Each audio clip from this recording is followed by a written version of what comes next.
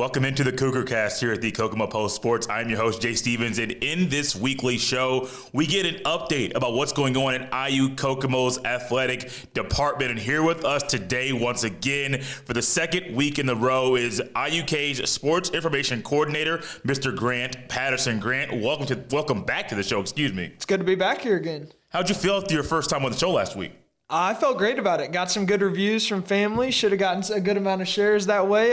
Family loved it. A lot of people from IUK loved it. They were impressed with how much I knew, just the way you were. I got a lot about that. Rattling those off the top of my head. Got a lot of people mentioned that. But yeah, it's good. I think we got a good amount of views, and I love sitting here and talking about what's going on in IUK athletics. One thing we have done just organically in the show, when Tom Norris was with us, got to hear about some things he did athletically. He played high school sports. I'll talk about it every now and then, the sports I played in high school.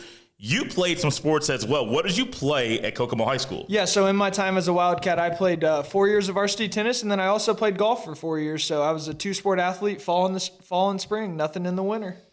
What awards did you win, if any, in those sports? I'm not a fan of tooting my own horn, but I was a fairly successful tennis player, greatly enjoyed tennis. Golf was just something I did for fun, always grew up golfing with my grandpa. But yeah, I don't remember, that was about 6 or 7 years ago, but I knew we were first team All-State my senior year, so that was big time. You know, those high school, the moments you play high school sports are very special.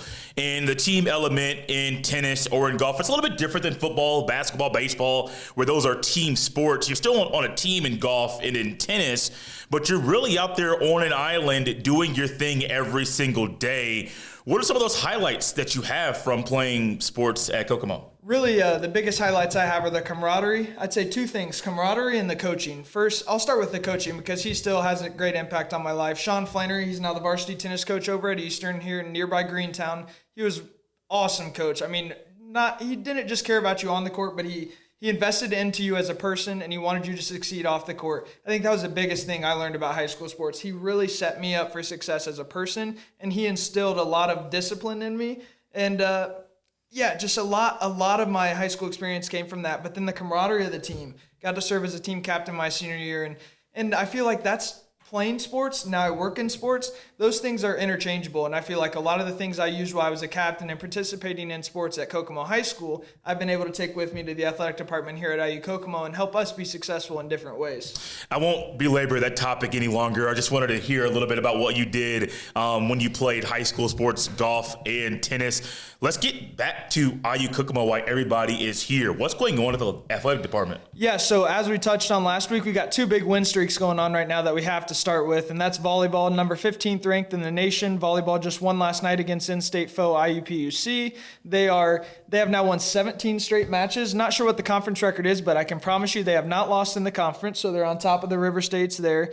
And then soccer, 6 straight matches they've won, so they tied their first conference match at IU East, and since then, out of the 7 conference matches, they've won 6 in a row and 6 of the 7. So both teams are sitting pretty in conference standings. Still, I think we have 3 more home matches for volleyball, so we're getting near the end of the season for both of them. Conference tournaments will be at the beginning of November, and we're hoping that if we know that if we stay on the top of the conference, we'll be able to host most of those games, if not all of them. So that's been a key. I know these coaches are preaching, finish the season strong. Soccer has a couple big games left, so does volleyball. So it's key to finish the season strong so we can maintain a home court advantage throughout the River States Conference postseason.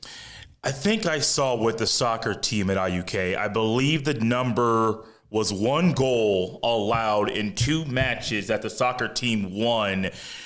That's amazing for a defense at any level, but for a team that last year made it to the national tournament, looking to make that run once again, having a defense play like that right now has to be huge. Yeah, definitely. We touched on it last week. They're peaking at the right time, I really feel like, and so Halo would tell you the exact same thing. But their defense, their back line has been uber impressive. Last week they went to SMWC, St. Mary of the Woods College down in near Terre Haute. We knew it would be a tough road match. They play more of a pack line defense, so we knew it'd be a struggle to score, but they had some scoring opportunities themselves, and our back line really stepped up. names like Carly Kellett, Brooklyn Garver, Cassie DeSpinett. Those three come to mind when you think of the back line at IUK. And it doesn't matter who's in goal. Right now it's between Kylie Moore and Sydney Miller, and they've both been impressing whenever they've gotten the chance. So I've been uber impressed with that. And then Midway, they were up 6-0. The Cougars were before they gave up a tally to Midway, and you call it garbage time late in the match when it didn't really matter as much. The goal had no like I said, just didn't matter. It was still 6-1, 5-goal lead, nothing to sweat. So really, if you think about it, they technically didn't really even give up a goal considering it was in garbage time. So super impressive the way that defense has performed as of late, and especially in River State's conference play. And hey, one's goal is all you need to score if you're not going to give up any. So that's, as long as the defense is playing well, we'll be fine. Let me backtrack real quick. I think you mentioned that there's an opportunity for some athletic teams, I think with soccer and volleyball, that can host games or matches in the conference tournament. Was that correct? Yes, so that is correct. So volleyball, it used to be where the host site would host all 6 matches, so it'd be the quarterfinal and the 2 semifinals. Well, that's changed now. So the quarterfinal will be on a campus site. So as long as we're the higher seed, we will host the first match. And then as long as we are the number 1 seed in the River State's Conference West Division, we'll host the semifinals as well as the finals. So that would be Friday, November 10th, I believe, and Saturday, November 11th. Saturday would be the finals.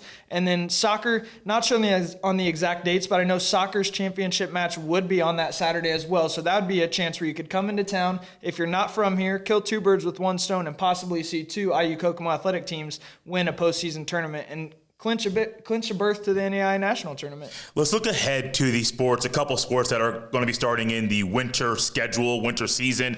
Basketball, well, one sport, 2 different divisions, men's and women's. I saw that there were some River State's conference preseason announcements that came out. What can you tell us about that? Yeah, so first off, men's basketball led by Eric Eckelbarger. He's been here a while, and he's impressed ever since he's been here. You never have to worry about the consistency of that program. They're disciplined, and they're well-organized, well-ran. So they finished 3rd in the River State's conference poll to finish the season 2nd in the River State's Conference West Division. So we did have a couple, I think we finished with 2 first-place votes for the conference. So some coaches definitely feel as if we have what it takes to win the conference. I'm very confident in Eckelbarger and company, assistant coach Trey Spivey, and player development coach Lennon Hardy.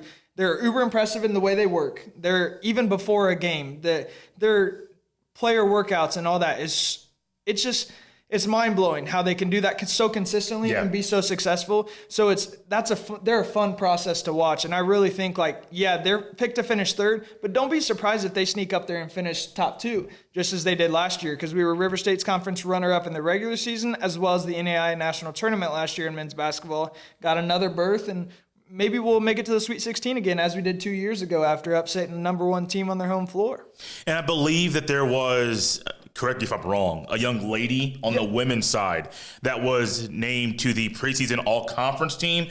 Anna Kaiser was honorable mention at the end of last season, preseason on the 10-person team right now.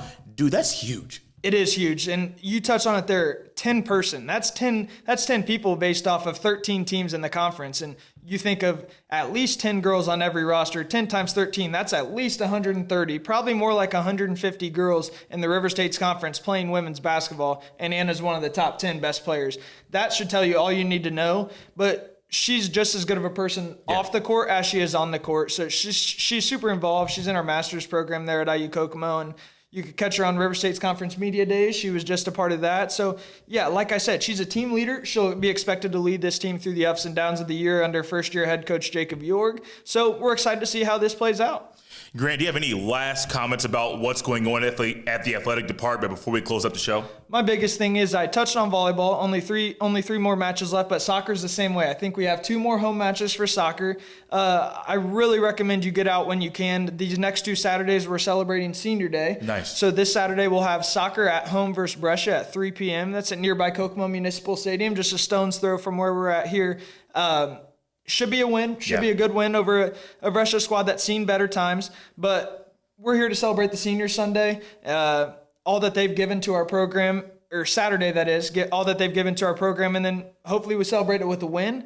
Next Saturday, volleyball will celebrate Senior Day with a home match of their own against Brescia, the Bearcats of Brescia. So we'll celebrate those 5 seniors then and all they've done for our program, and see if maybe we can't pull out the wins the rest of the year and finish the River States Conference on top. Really appreciate Grant Patterson coming on the show once again this week. He is the sports information coordinator at IUK, and this has been the Cougar Cast. Once again, we'll see you next week.